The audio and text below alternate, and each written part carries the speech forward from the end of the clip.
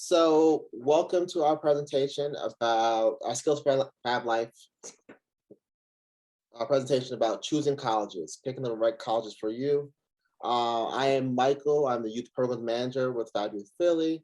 I'm joined here today by several panelists who will be going over their experiences about how they chose college. But before we get started, I want to remind everyone that this session is being recorded. All right, so if you want to keep it off camera, we understand. But we are recording this so we can post it on YouTube and share this knowledge with as many teams as possible. So some of the agreements that we're going to follow today is we hope that everyone is actively participating. We're going to have one mic, so hopefully we have one speaker at a time.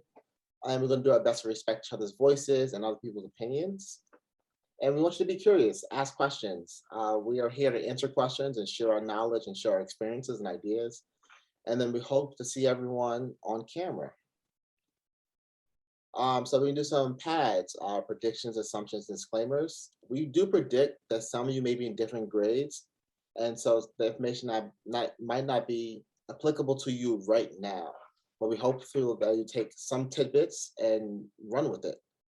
We assume that you'll have questions. Feel free to use the chat or come off mute at any time to ask those questions. And our disclaimer is these are our personal experiences. We're not pretend to be experts of everything college related or choosing colleges. We just hope to share some of our experiences, advice, and tips that are helpful to us. So we can get into a little bit about when we say college, what do we mean?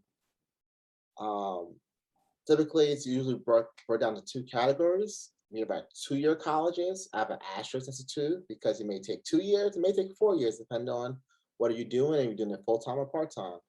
But typically, these offer career certificate programs or maybe an associate's degree, and possibly opportunity to transfer to a 4-year institution.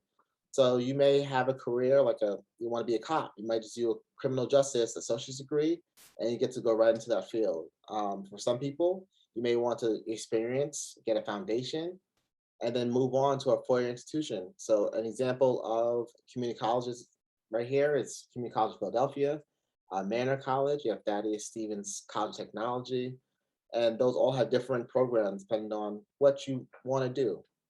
4-year colleges are some of the traditional colleges. Again, asterisks, may take you 3 years, may take you 6 years, depending on how fast you want to study, if you're doing it full-time, part-time, and what else you pursue while you're at college. And typically they offer bachelor and graduate degrees. Your bachelor program is a little bit more advanced than your associate's degree or your community college degree, where you build on top of those foundational courses and then start taking specialized courses inside your majors and really learn deeper into your area of study. Some examples, we have a lot of colleges here in Philadelphia, including Drexel, Bryn Mawr, Temple, UPenn, LaSalle, St. Joe's. There's a lot of college options just locally as well as nationally.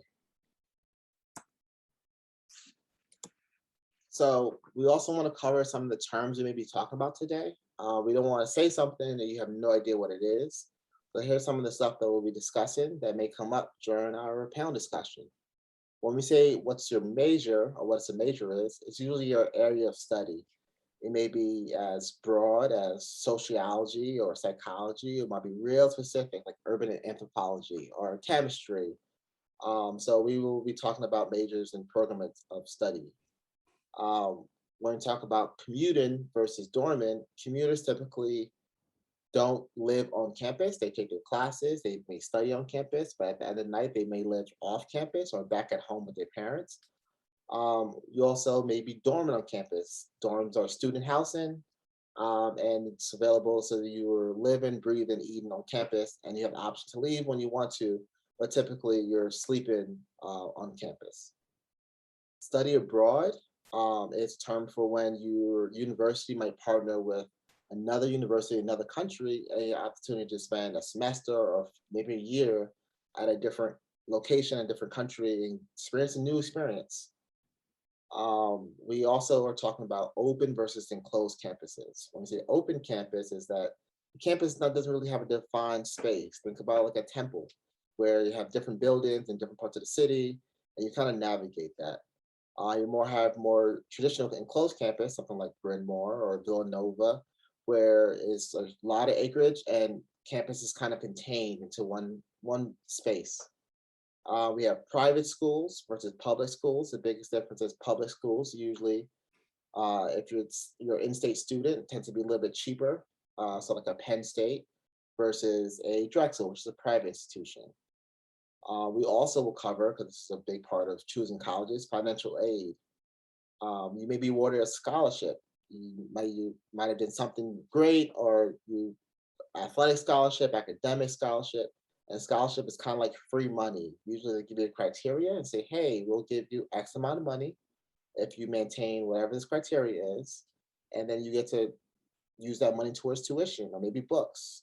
Um, we have student loans, is what you borrow money, and then once you graduate, you have to pay it back. Most of us pay it back for a very long time. And they also have the option of something like grants, which is similar to scholarships, where you're given money and usually has a criteria involved as well. And work study. Work study is a program where if you're given work study, you're allowed to work on campus and they help offset some of that cost for you. And so this way, when you get on campus, you have a leg up on getting a job on campus. We also have specialized colleges. So you may just want to go to art, study art. You can go to a school that only specializes in art. We also have HBCUs, which are historically Black college universities that are typically predominantly people of color. So those are some of the some of the terms we'll cover during the course of this presentation. So now we'll meet our panelists. So I'm gonna let everyone introduce themselves a little bit from left to right. So if you can come up camera and tell us your name, your pronouns, your year in school, your college, and your hometown. Okay. Hi everyone. My name is Uba. My pronouns are she, her. I'm a junior, class of 23 at Bryn Mawr College, majoring in philosophy. I'm from Nigeria and Turkey, but I live in Nigeria. Hi everyone, my name is Winnie Miro. I use she, her pronouns. I'm from Bryn Mawr College and I'm a first year class of 2025 and my hometown is Worcester, Massachusetts. Hi, my name is Lana. I use she, her pronouns. I'm the class of 2024, so I'm a sophomore. I'm majoring currently in biochemistry and my hometown is Malden, Massachusetts. Hi everyone, I'm Mazi Ingram. My pronouns are she, her. I'm a current first year at Brandeis University and I'm from Philly. Hi everybody, my name is Joy Dallas. My pronouns are she, her. I work at Bryn Mawr College and I am from Philadelphia.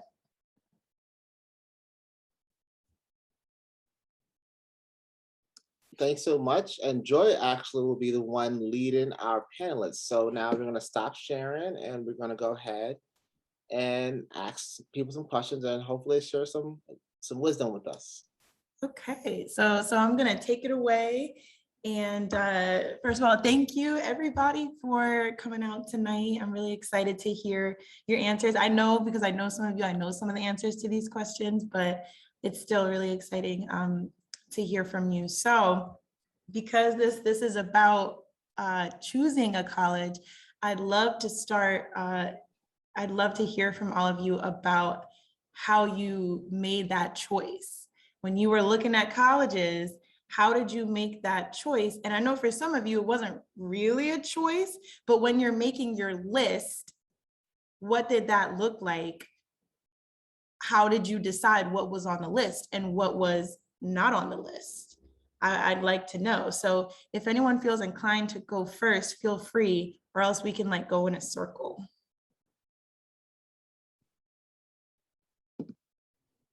I guess I can go ahead and get started. For me, I definitely knew that I did not want to attend a large school. I feel like I really work best in small environments. So like a large state school with like 25,000 like undergrad students total is just a lot for me. That's how it is in Mass, like for like UMass, Amherst, like those big state schools. So I knew that was not going to be a place for me. So my criteria for that was just like middle to like small population, I guess, for small class sizes and such.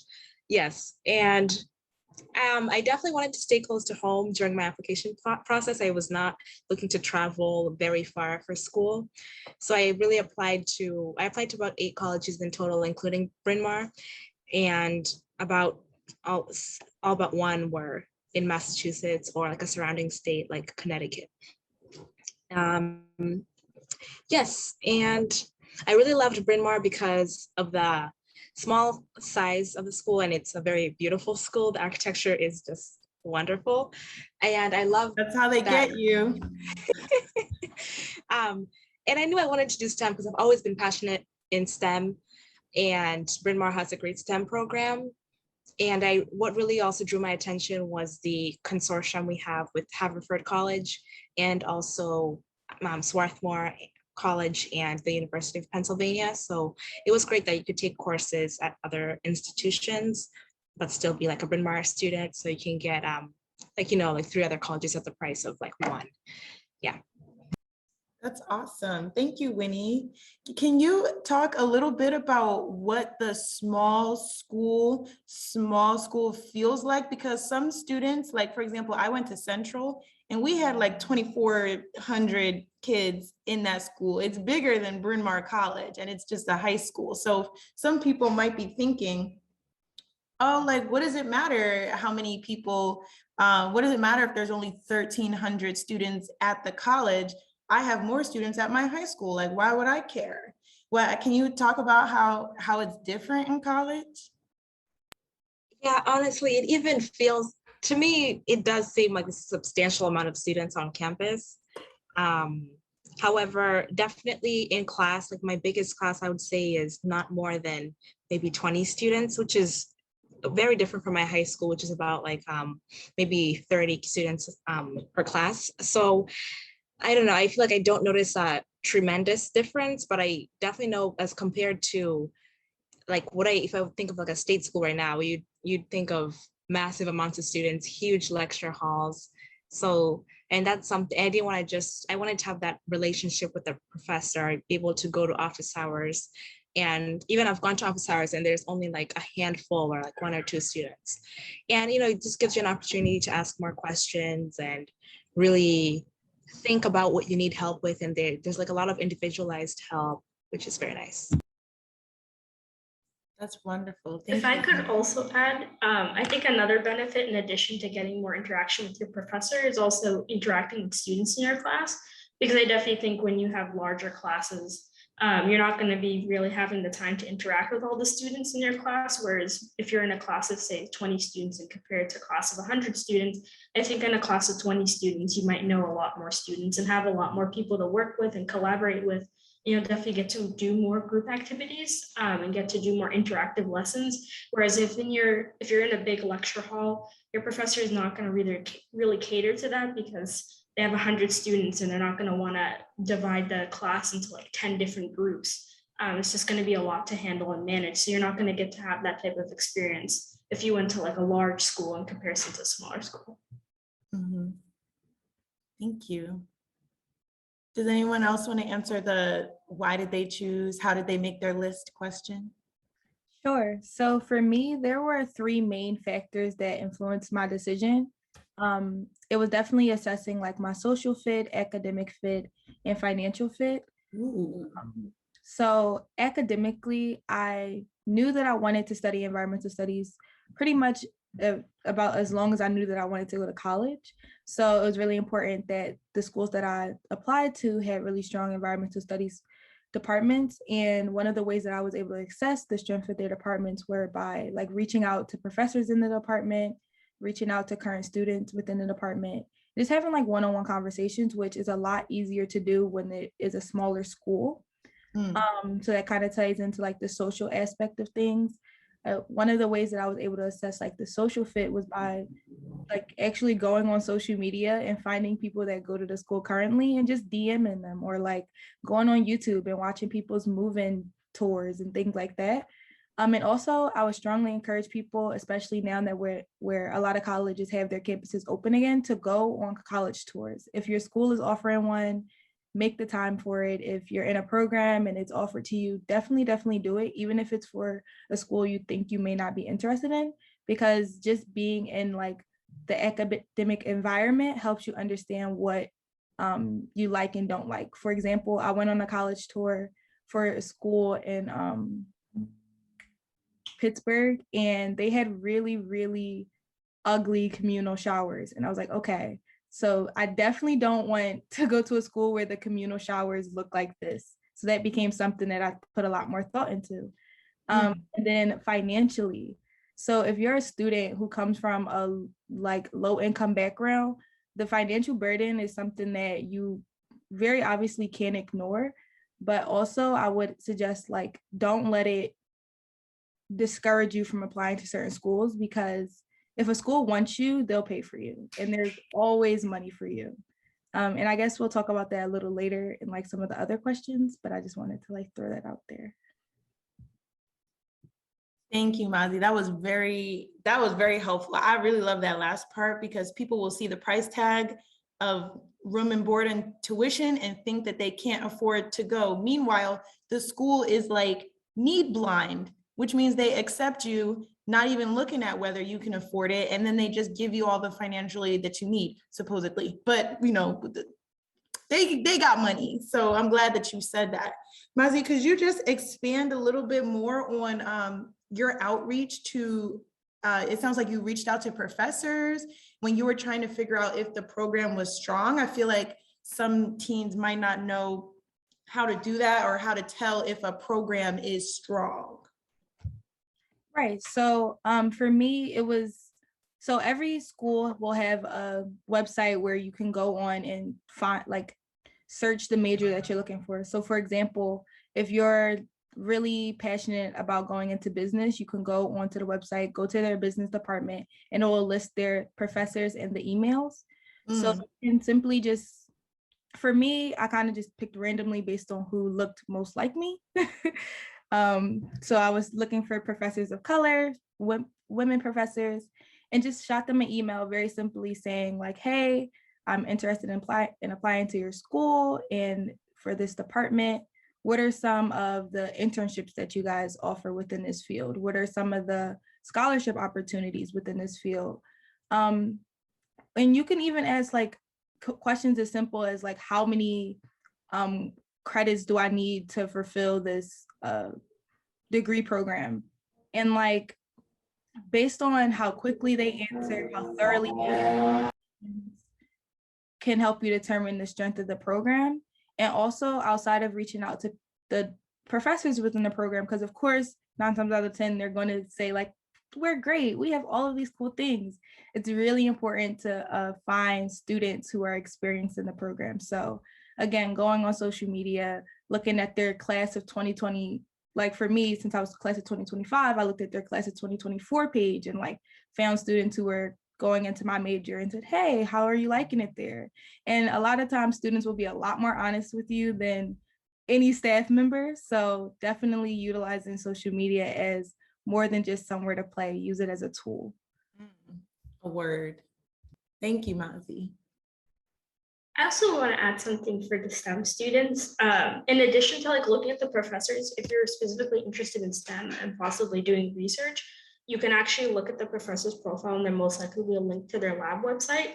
So that's a good way for you to kind of get a grasp of the type of research that someone is doing, because you also might want to start looking, especially most people start doing research their freshman summer or their sophomore year. And so it's good to kind of get your foot in the door and be like, oh, hi, like I'm interested in your research, and start asking questions about the research. And also most likely in the lab website, it will have students that work in the lab.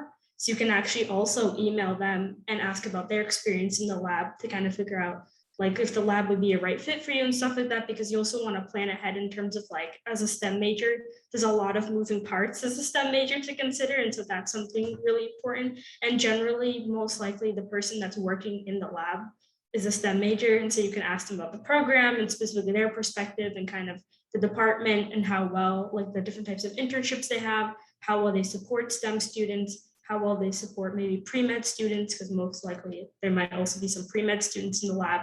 So that's also a good way specifically for someone who's interested in STEM to kind of get connections and get their foot in the door. Thank you, Lana. I have to say that every time y'all talk about labs, I just think of Dexter's laboratory and him being in there like mixing stuff and it's changing colors and smoke is coming out. I assume that's what y'all do in the lab. No one needs to correct me. Lana, do you want to go next, or are you still thinking?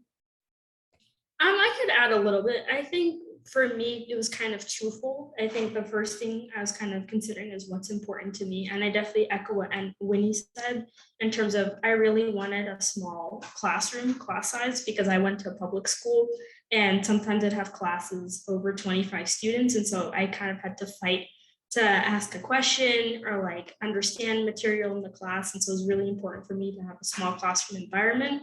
I think also coming from a very diverse community, I wanted to try to maintain that or as much as possible. At least if I couldn't maintain having a diverse community, having groups on campus that I could kind of affiliate with, that at least give me a home and make me feel comfortable, because I definitely was anticipating that a lot of schools would not be that diverse. So finding the resources that could support me on campus was really important to look for.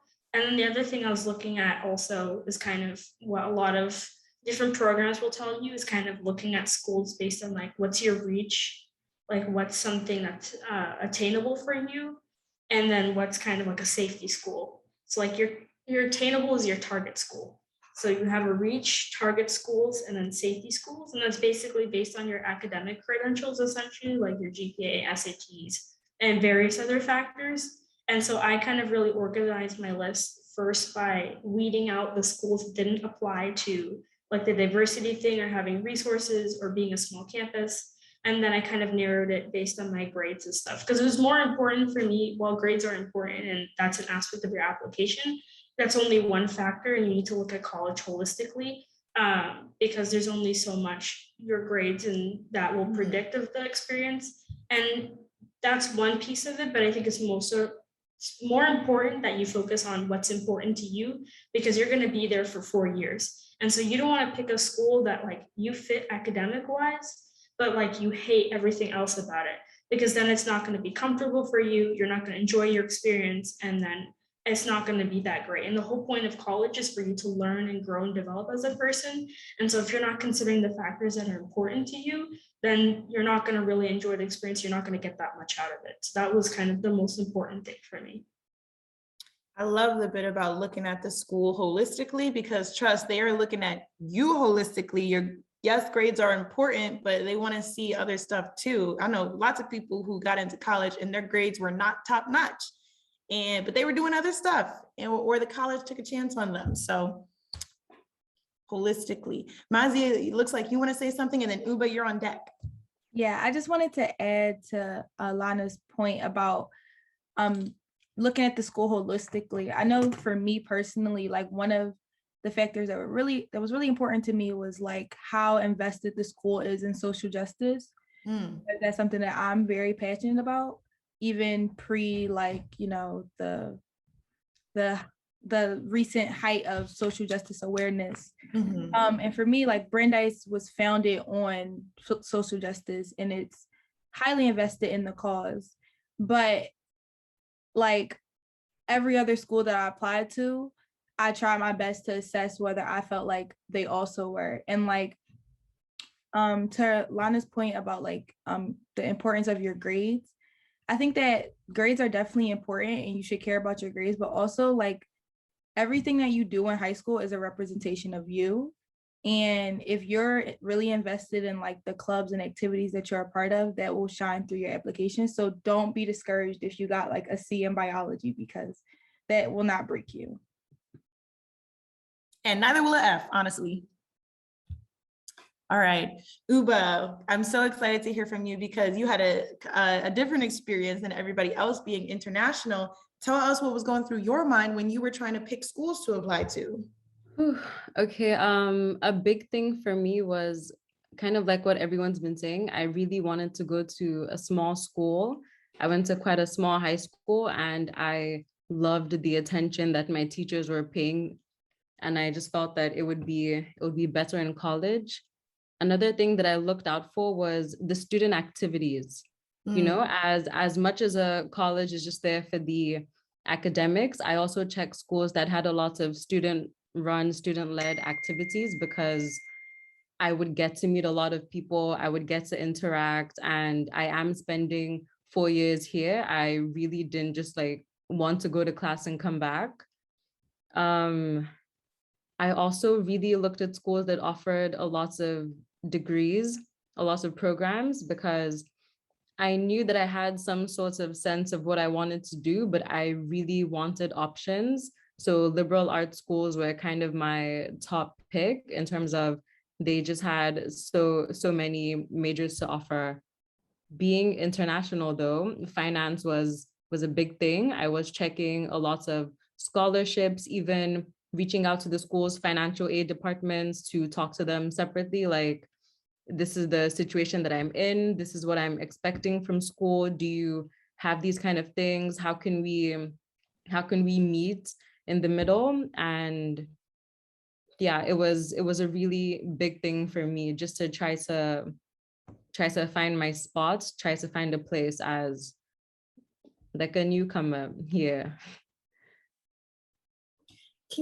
I'm so glad and happy that you shared. It's particularly the part about like, you're gonna be here for 4 years. You don't want to go to class, just go to class and come home and that's it. I think some people go in thinking that that's what they are gonna do and then realize, oh, like I need friends, hold up. Can you can you talk a little bit about like what that was like for you, making intentional decisions to go out and try new things and join clubs? It was honestly very hard because, you know, growing up in Nigeria, we only see America like on TV and from social media. So even knowing how to relate to the students was a whole other thing. But as much as I tried to find my people on campus, I was very determined to make friends from other places. And it really involved just me showing up to random meetings, like, heard you guys are having an event. I want to see what's up. Oh yeah, I want to know what's happening here. And I would really just sit down, and then before you know it, I'm getting so many emails that I've signed up for so many clubs, and I'm going to all these events, and it just made life a lot easier. Like, no one actually cares if you don't like fencing, but if you show up and, you know, if you're interested, even if you don't fence in like in the sense, you'd still make a lot of friends. I just really had to be open-minded. Like, this isn't something that I would ordinarily do, but where else am I going to get this opportunity to be in such spaces where I can mix and mingle with people that I would never have come in contact with? Yeah, I just really had to put myself out there. And be really intentional about it. Thank you, Uba. I love also what Rebecca put in the chat, which is go to the meetings where food is being served. Always go to take the chips, take the cookies. Really, they don't care. They like it. It's always fun. Yeah. No matter the topic, because you never know. You might go for the food and then say, actually, this is interesting. And next thing you know, you have a new major or a new hobby or something else. So yeah. Thank you, Miss Rebecca. Or a job, yes. And speaking of jobs, because Uba also mentioned the financial component of choosing a college. I kind of want to go, we don't have to go back around the same order, but I want to hear from everybody about how finances played a role in choosing a college, and also how it plays a role in staying in college. Because I think that's a very real concern for some people is, okay, I'm here, how do I stay here? Because the bills add up. So would anyone like to speak on that? I could go. I I set a budget. I think that's one thing that's really important. I tend to let my parents handle the fees. I have a job on campus, so I use that to support myself, but I'm very intentional with like money. I'm always telling my friends, as soon as you come to college, the first semester, have your budget ready, know how much you're going to spend for this and that. Everyone needs to have fun, but we need to have fun like respectfully and mindfully of the money that we have. We need to have fun according to our means.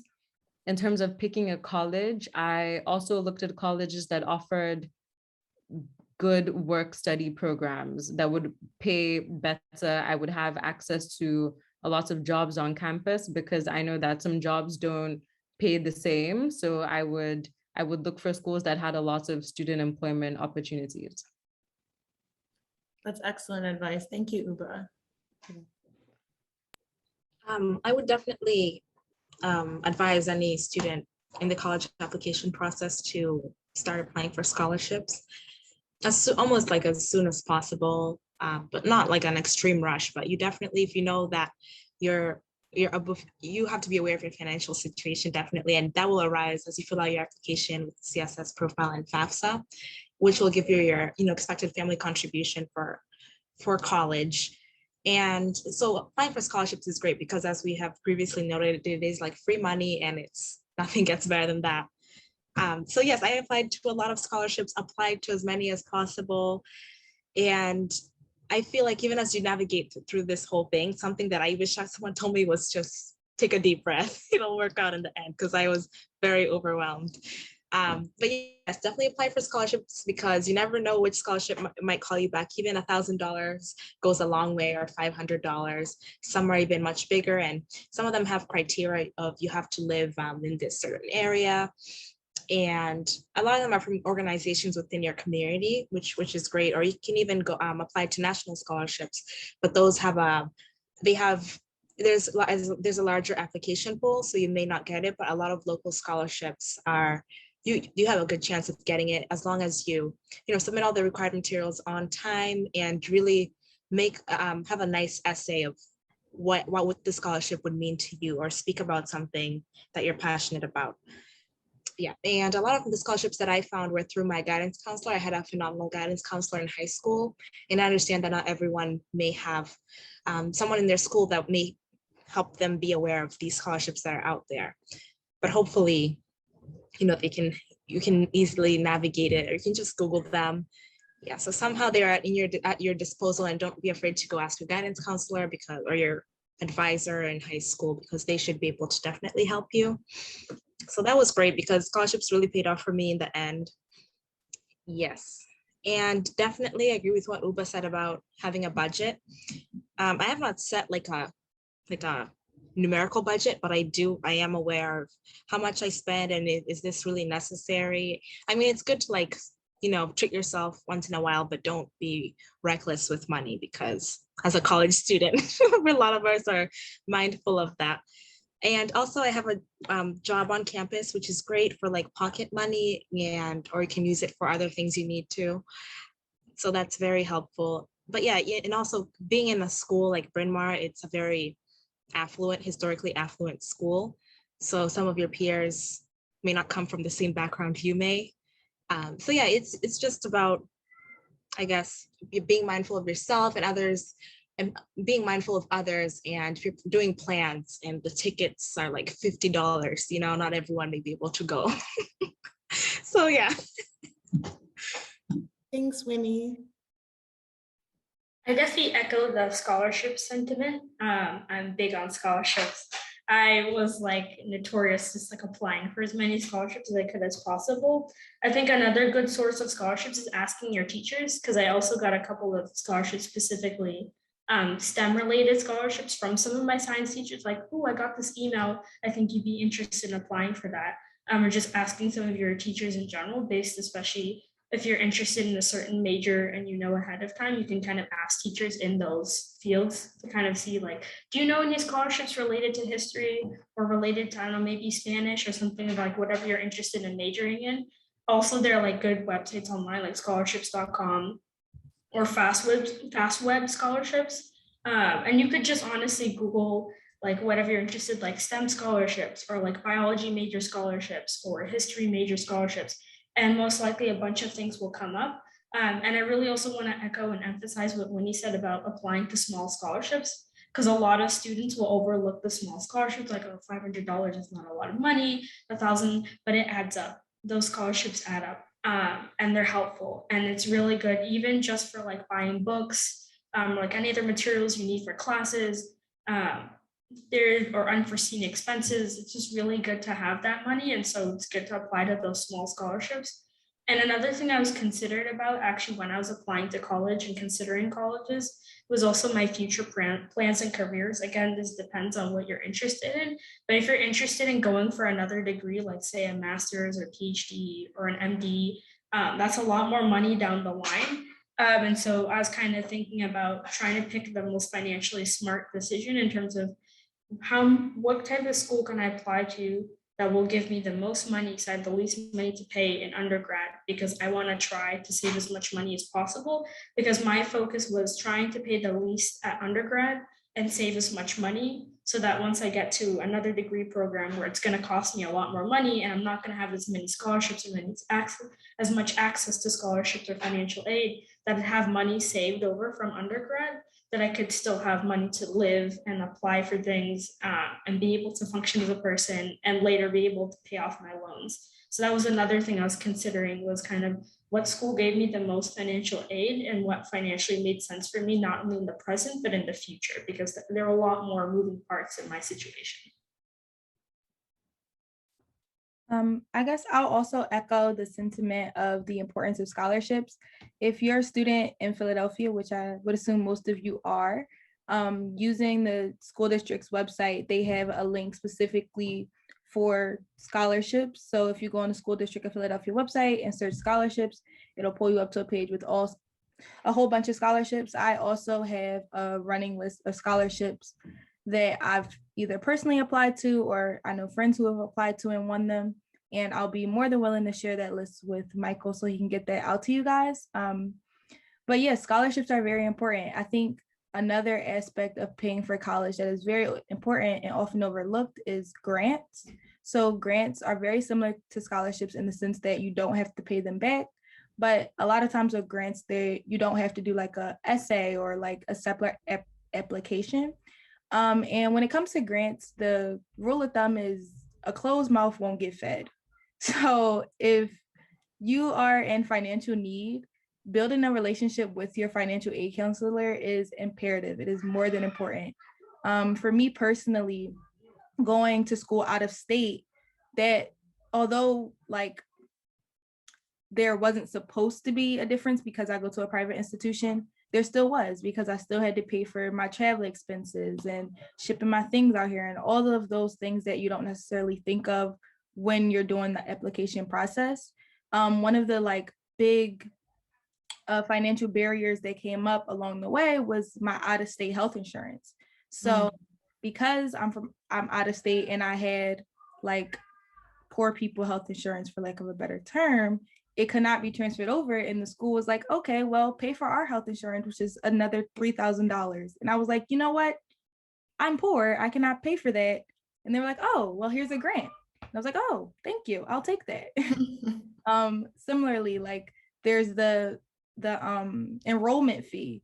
Sometimes those can be as expensive as like $600. Again, it's just a simple email to my financial aid counselor, like, hey, I can't afford this. They're like, oh, okay, never mind. Don't pay that. Just come here. We want you. So just really emphasizing that when it really comes down to it, the school that you belong at, the school that wants you there will pay for you to be there, especially if you come from a low income background, especially if you have marginalized identities. Just like use that to your advantage. Get that money. Thank you, Mazi. Just to clarify, the enrollment fee is the money that every incoming student has to pay to kind of confirm, I am coming to your school and here's my $600 to prove it. And that's usually due the summer, like early summer, before you start college. So yes, email financial aid and say, I don't got it. and it's very likely that they will be able to help you. So I'm glad you mentioned that, Mazi. Could I get just one or two people to talk about when they got their financial aid package and they're looking at it and comparing packages, how they made their decision? Lana, I know you were thinking you wanted to do the cheapest option for undergrad because you're thinking about grad school or med school. Can we hear an elaboration, or anyone else want to touch on when they're looking at those numbers? How did you do the math to decide what you could afford, or what kind of, like, how many loans you were comfortable taking out? I definitely try to, as much as possible, avoid loans, just because I don't like the idea of me having to pay back money or anything that accrues interest on top of what I already owe. So I was really very apprehensive to choose any school that had loans associated with. I also tried to see how much the school is expecting me to pay in terms of like, what's the difference in tuition, room and board, and stuff like that, and the expectation on my end, like how much were books and fees and other things going to cost, because the school will have a running list of different fees associated with the school, like that I didn't necessarily know about. And some of the fees I didn't necessarily have to, they weren't applicable to me. Like, for example, I'm keeping my own health insurance, so that didn't apply to me. So I understood kind of what applied to me and what didn't apply to me, but also like where all the small fees and all the money was going, because sometimes it was like to frivolous things that I didn't necessarily support or weren't necessarily important to me, and that I knew that I could try to wiggle my way out of.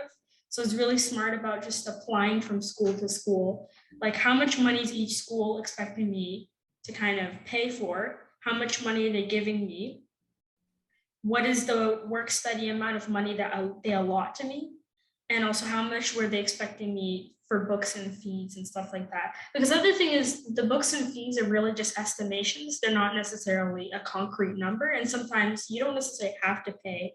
Like, for example, they give you an estimation of how much books and other miscellaneous costs will be. And sometimes you can get away without having to pay for books, because you can find PDFs, you can ask an upperclassman for a copy of a book, you can borrow from the library. So there are certain things that you have to consider that you can kind of tick off that are not part of the list of things you have to consider. But also just really comparing what their expectation of what they wanted to pay versus what they were willing to give me.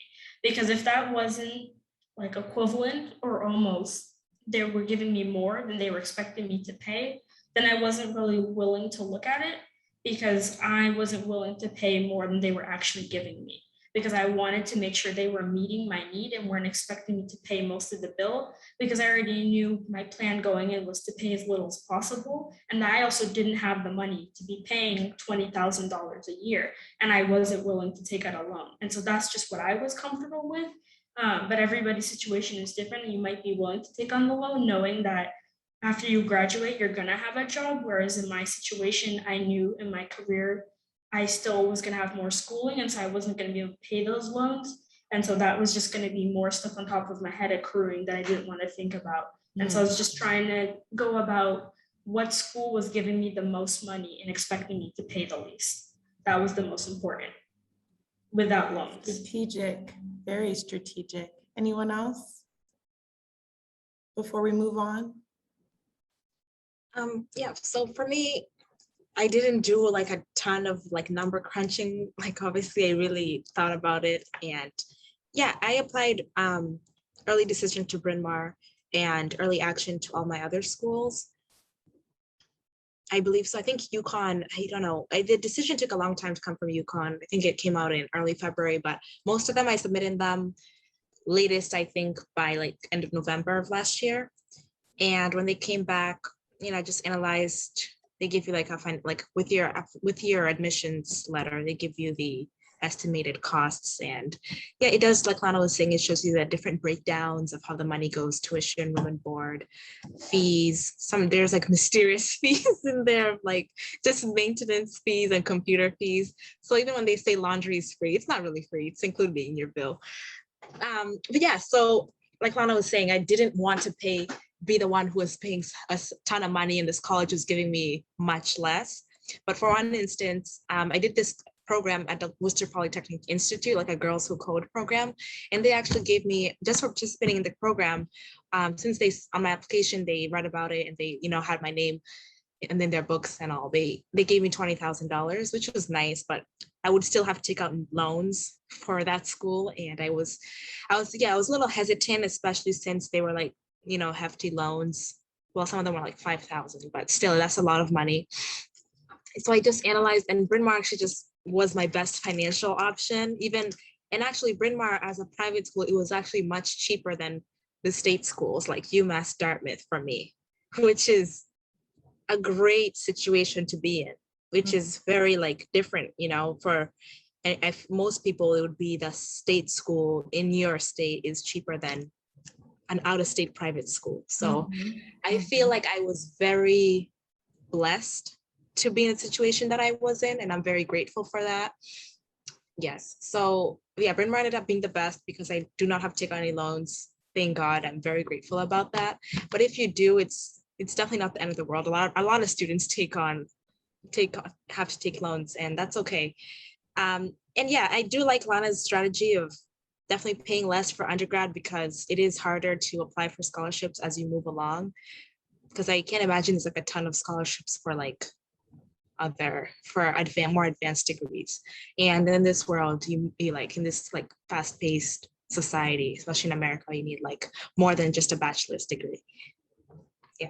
Sometimes, yeah. I want to add another piece of advice that I used, which was to show my financial aid package to my network. So I was showing my guidance counselor, I was showing teachers, and I ended up showing my uncle who went to college, and he said, hold up, they're not giving you enough. This number doesn't make sense. And it was him noticing that the number actually wasn't meeting my need, because I don't know, I didn't know anything about my family's finances. And he said, this is not enough. You actually can't afford this. And so he helped me call the college, and they ended up like more than doubling my financial aid after they realized that we had filled out the FAFSA wrong. So I guess it was my fault, or me and my dad's fault, but we had filled it out wrong and they thought we were rich or something. So show it to people, see if it, to people who have been through the process, see if it makes sense to them. It's not embarrassing to do that. It's important for your life, because if I had gone to school with the financial aid package that they originally gave me, 6 figures in debt is where I would be. Like, so that's what I have to say about that. We have about 15 minutes left, and I think maybe the last, or we'll see how long it goes, but one of the last questions I think I'll ask is, what is a factor that you did not consider when you were making your list, making your decision, that you should have considered?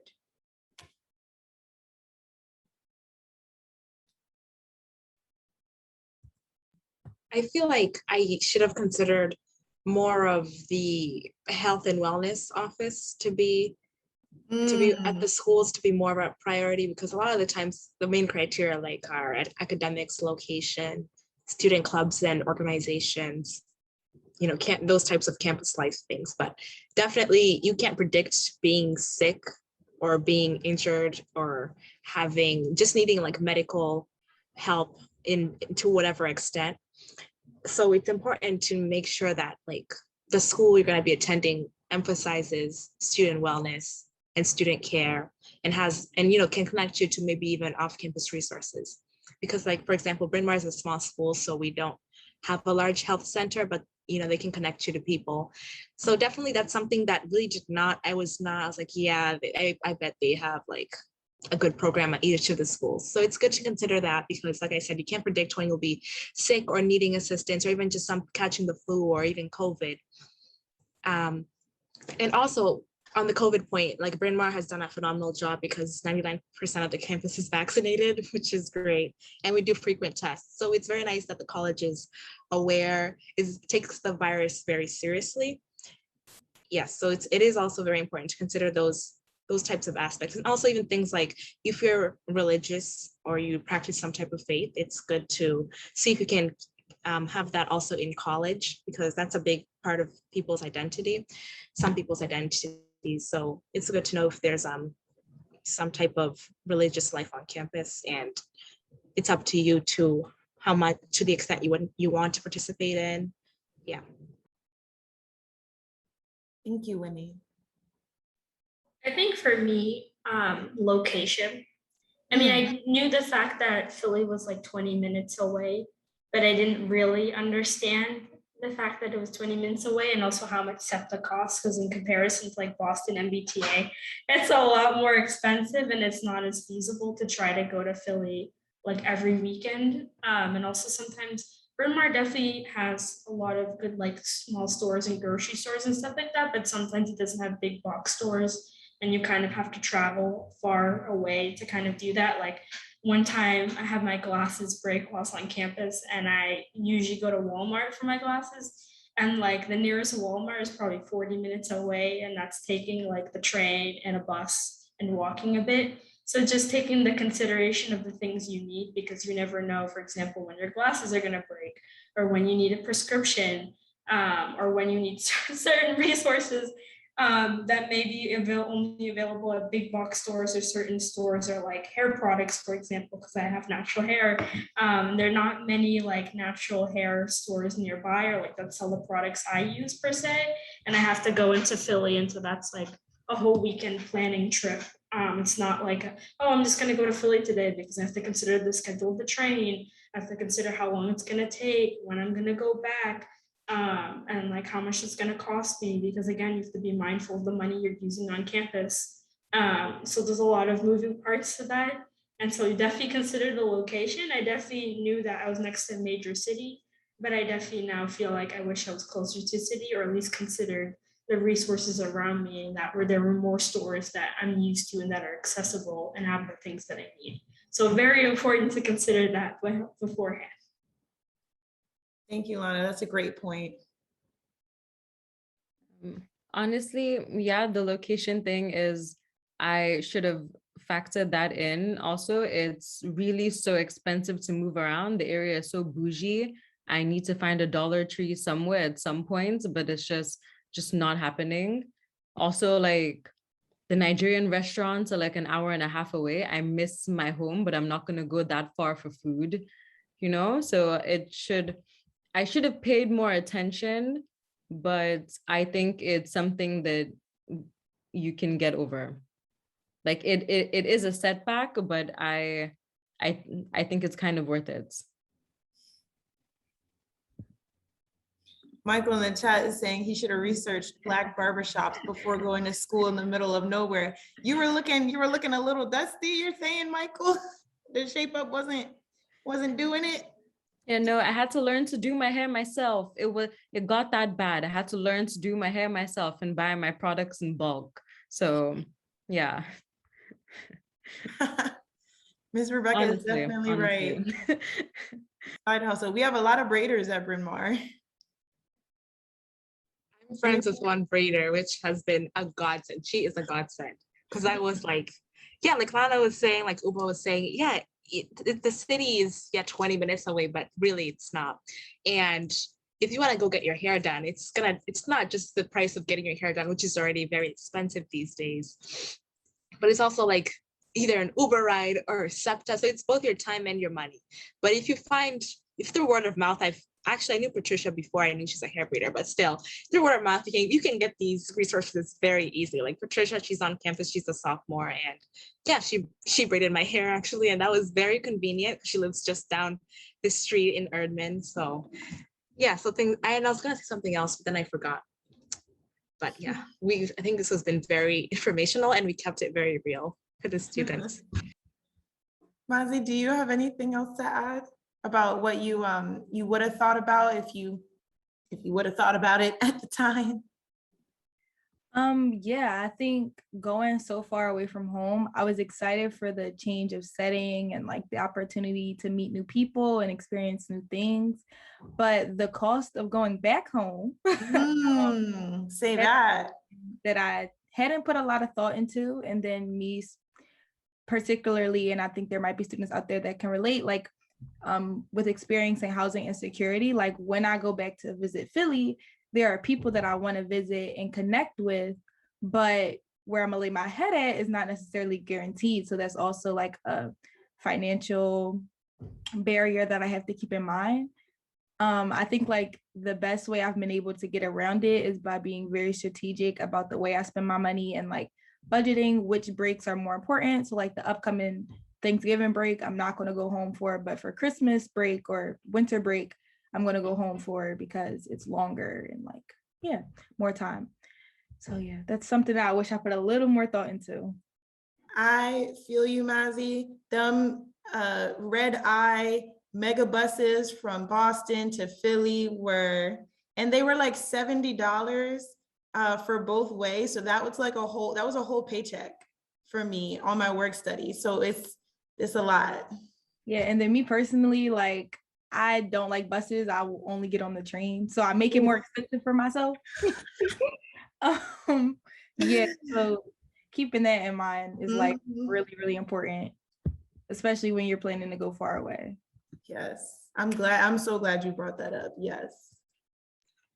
Another quick thing I just wanted to add really quick was also like if you know that you're going to need work study or you see that it's offered as part of your financial aid plan, actually maybe this is before you apply to the school, but just maybe research like the employment, like the wage, like minimum wage of the state, because I come from I actually being in Pennsylvania has made me love my state more, Massachusetts, because our minimum wage is $13.50, and thank God for Governor Baker.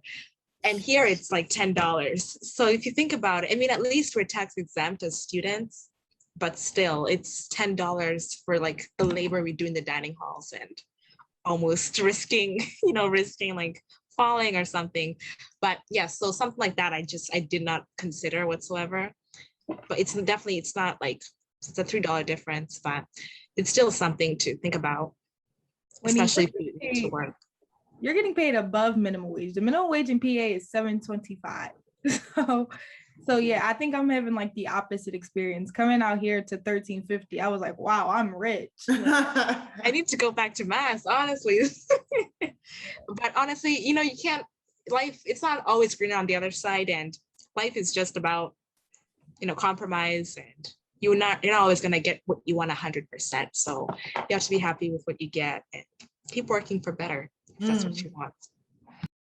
Uba, were you going to say something? I saw you on mute. Oh no, Villanova, they get $7.25 an hour. Yeah, and they're right next door. They get $7.25 an hour.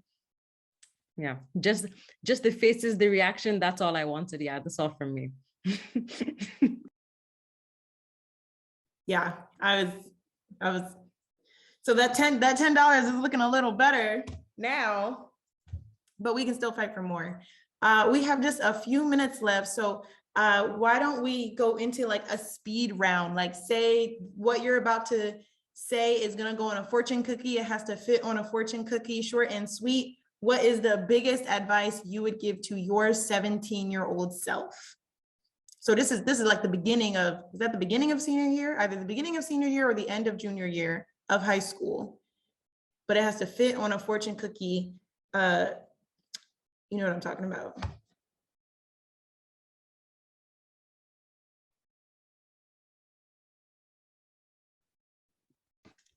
I would say keep writing those affirmations. Keep writing those affirmations. I guess I would say your career is not certain. Anything can change. Yeah. Your career is not certain. Anything can change. I like that. Always reach out and ask for help. Always, capital A. Especially feedback on your essays and supplementals.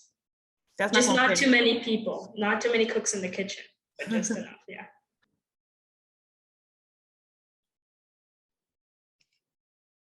Don't sweat the small stuff and get it done.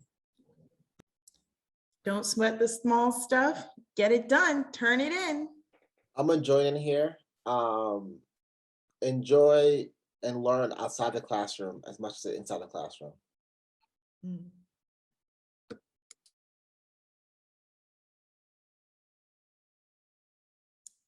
I guess I should go to, I would say my 17-year-old self, I would say apply to more colleges because I didn't apply to enough. It worked out. Sorry, Winnie, go ahead. Another thing I would say is something here at Bryn Mawr that we say, done is good. So just remember that. Done is good, doesn't need to be perfect. It doesn't need to have a gold glitter on it. It just needs to be done.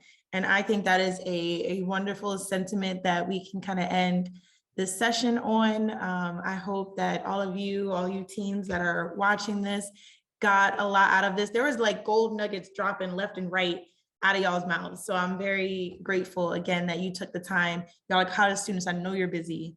Oh, Miss Rebecca says, take advantage of study abroad. That's her on the fortune cookie advice. Don't forget that as well. That's something I did not do, but it's very enriching experience.